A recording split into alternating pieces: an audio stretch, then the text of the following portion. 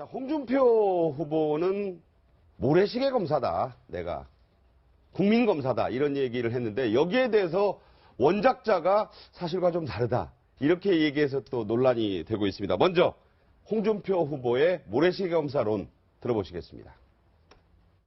제가 95년도에 모래시계 드라마를 만들어주고 그게 인터넷가 전국방송이었습니다. 그럼 홍준표 어디 많이 입었죠? 그 회장이 고맙다고 골프장 날 불러가지고 골프도 한번 같이 쳤어요.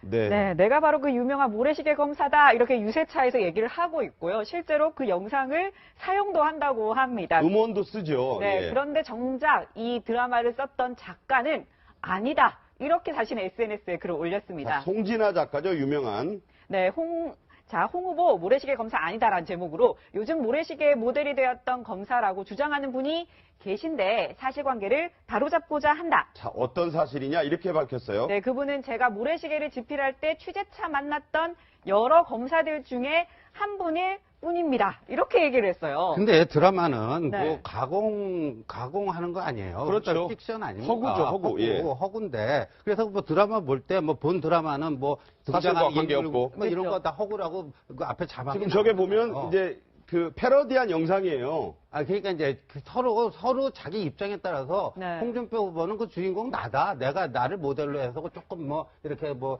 수정 보완해서 만든 거다. 이런 주장을 하는 거고 작가 입장에서는 어떻게 딱 한 사람만 취재하고 뭐 해서 만들 수 있겠습니까? 네. 그러니까 뭐 해서 뭐 이렇게 하고 여러 가지 좀 이렇게 믹스해 갖고 만들 수도 있는 거 아니겠습니까? 그 어느 순간부터 저 홍준표 후보가 전에 이제 정치할 때부터 자연스럽게 모래시계 검사, 그러니까 탤런트로는 박상원 씨가 됐어요. 네.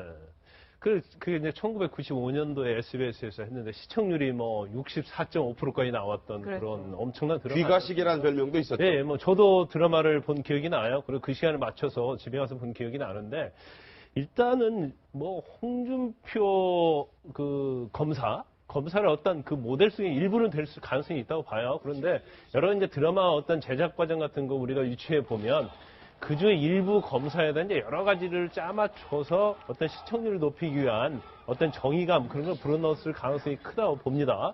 그런데 그 부분에 대해서는 사실은 여러 명 검사가 있는데 그러면 왜 홍준표 검사만 이렇게 모래시계 검사로 됐느냐? 제가 볼 때는 홍준표 후보는 정치를 했기 때문에 연관성 있게 사람이 연상작을 해서 모래시계 검사로 어떻게 보면 좋게 이미지가 된 거고요. 그런데 이제 홍준표 후보의 말 중에 지금 SBS가 엄청 은혜를 입었다 그렇게 얘기하는데 저는 반대로 얘기하고 싶어요.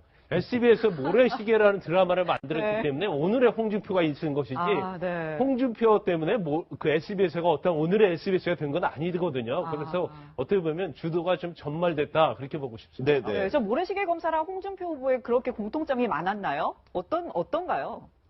어쨌든 뭐 홍준표 검사가 당시에 슬롯머신 사건, 정덕진 사건. 정덕진 또 그 당시에 뭐 노태우 정부 황태자라는 박철원 전 의원 네. 그분들을 구속시키면서 크게 뜬 것은 사실이고 특히 1995년에 YS 정부 아닙니까? 김영삼 정부가 그렇죠. 새로 들어서면서 세피수혈 차원에서 홍준표 전 검사를 비롯해서 많은 사람들을 영입했는데 그 과정에서 정치인으로서 띄우기 위해서 그때 이제 송파구로 나왔었습니다. 그 당시 네, 송파구? 그렇죠. 송파구에 출마를 송파에서, 했는데 예. 그 부분을 아주 선거 전에 잘 활용을 했죠. 뭐 홍준표 당시 후보도 잘 활용을 했지만 YS 정부도 이러한 모래시계와 같은 그런 검사를 우리가 그때 영입해서 선거 전에 백학이라고요. 드라마에 나오는 그렇죠. 그 유명한 테마 음악이 송파거리에 아주 시끄러웠어요. 그것뿐만 아니라 그때 15대 총선이었는데 아마 그것을 하나의 그 당시 YS 정부에서는 아주 중요한 포인트로 삼아서 이렇게 많은 새로운 네. 인재들을 영입했고 우리가 새바람을 일으켜 신한국을 만들겠다 그런 캐치프레이즈를 들고 있었던 정부이기 때문에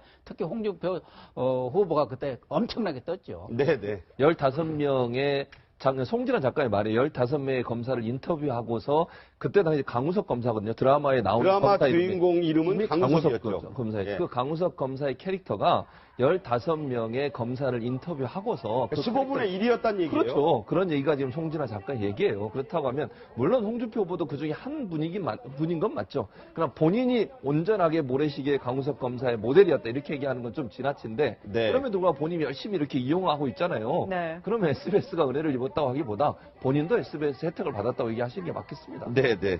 자, 이제 유승민 후보가 전화위복이 좀 된 그런 분위기.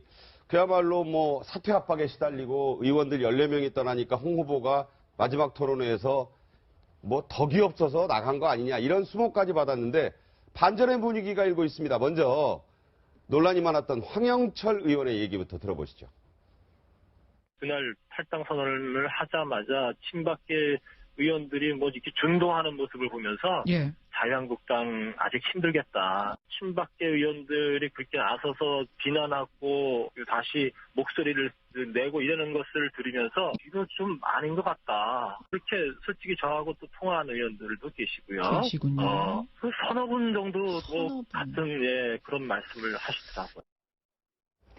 네, 이뿐만이 아닙니다. 네. 오늘 오전에 바로 탈당을 예고했었던 정운천 의원은요, 탈당하지 않겠다. 이렇게 전주에서 기자회견을 했습니다. 들어보시죠. 네. 자, 이제 유세가 본격적으로 이루어지면서 막판 열기가 고조되고 있는데 후보들이 정말 강행군을 하는구나 라는 모습들이 곳곳에서 포착되면서 부은 손, 문재인 후보가 악수를 너무 많이 해서 그렇다 라면서 피멍든 손이 지금 그 인터뷰 과정에서도 화제가 됐는데 좀 땀을 흘러내리면서 왼쪽 손을 보시면 손등하고 이쪽이 좀 피멍이 들어있는 모습이 화제가 되고 있거든요. 예, 근데 선거 때는 저렇게 정말 됩니다. 아, 저렇게 그래요. 돼요? 예, 정말 악수를 많이 하고 또 이제 열혈 지지자들은요, 악수 한번 하게 되면 또 세게 자꾸 흔드는데 그 후보한테는 정말 괴롭거든요. 왜냐하면 이 사람이 나를 좋아하니까 이렇게 세게 자꾸 이렇게 많이 흔들어 준다는데 후보는 그게 육체적인 고통이에요. 그런데 네. 저렇게 하다 보면 그 본의 아니게 이제 저런 결과, 또 과거에 박근혜 전 대통령도 이렇게 붕대 감고 등장하기도 맞습니다. 하고 네. 그러다 보니까 왼손 악수 뭐 이런 거. 그러니까 이런 게 그리고 저게요. 어차피 이제 손이 좀 망가질 거라면요. 빨리 망가지는 게 차라리 낫습니다. 왜냐하면 그런가요? 그만큼 이제 소문이 많이 퍼지잖아요. 그러니까 이게 그만큼 선거 운동을 열심히 했다라는 물증이 되는 거 아니에요. 네. 자, 홍준표 후보는 과거에는 그 SNS를 많이 활용을 안 했는데 이번 대선 유세에서는 이동 중에 휴대전화, 뭐 각종 SNS를 많이 이용하는 모습인데 휴대전화를 보면서 늘 저렇게 페북도 확인하고 페이스북이죠. 뭐 트위터도 하고 한다는 게 화제가 됐어요. 그렇죠. 아무래도 이제 요즘 선거는 잘 아시겠지만 젊은 층 같은 경우에는 거의 페이스북이나 SNS를 통해서 정보를 입수하고 또 정보도 공유하고 자기들 생각도 나누는 거 아니겠습니까? 네. 또 여론도 사실은 SNS나 페이스북 이런 것들을 통해서 많이 확산되기도 하고요. 그래서 피할 수 없어요, 이제는. 아무리 뭐 나이가 많으신 후보든 상관없이 피할 수 없는 상황이기 때문에 홍준표 후보 입장에서도 예전에는 별로가 안 봤다고 하지만 최근 들어서는 이제 대선에서 중요한 영향을 미치는 요소로 작용하고 있기 때문에 SNS나 인터넷을 기반으로 한 매체들을 활용하는 그런 모습을 보여준다고 볼 수 있겠습니다. 네, 홍준표 후보 내 무기는 휴대전화라 뭐 이렇게 얘기할 정도로 굉장히 휴대전화 요즘 페이스북도 가장 활발하게 하는 후보 중에 한 명인 것 같아요. 그런데 최근에는 이런 내용이 또 돌고 있다고 합니다. 아들아 며느라 사위야. 5월 9일 선거에서 홍준표 찍는 게 선물이다라고 하면서 어버이날 겨냥을 해서 저런 마케팅을 하고 있다고 하더라고요. 실제로 둘째 아들 결혼식에도 참석 안 하고 영상 메시지 보낸 게 홍 후보 아닙니까? 어쨌든 그 SNS도 사실은 트럼프가 트럼프도 미국 대통령이 활용하는 지금 그런 홍보 수단 아닙니까? 네. 그런 점에서 또 홍트럼프라는 별명도 그 SNS도 많이 활용을 하는 거고 또 이렇게 지금 5월 8일 또 어버이날이 이런 게 있지 않습니까? 그렇죠. 그러니까 지금 홍준표 후보를 지지하는 세대들이 다 5, 60대 좀 나이 드신 분들이니까 거기에 맞는 그런 소구력 있는 그런 메시지를 보내는 거 홍보 전략이라든가 이런 면에서는 다소 막말이다 거친 말이다라는 비판을 듣지만 실제로 전략적인 측면에서는 아주 잘하는 것 같습니다. 네. 자, 나머지 후보들도 보여드리겠습니다. 안철수 후보는 말씀드린 대로 걷겠다. 걷고 또 걷겠다. 차도 안 타겠다. 이런 얘기를 SNS에 올리면서 이런 내용을 또 올렸습니다. 전국을 걷겠습니다. 걷고 또 걷겠습니다. 앞을 보고 걷겠습니다.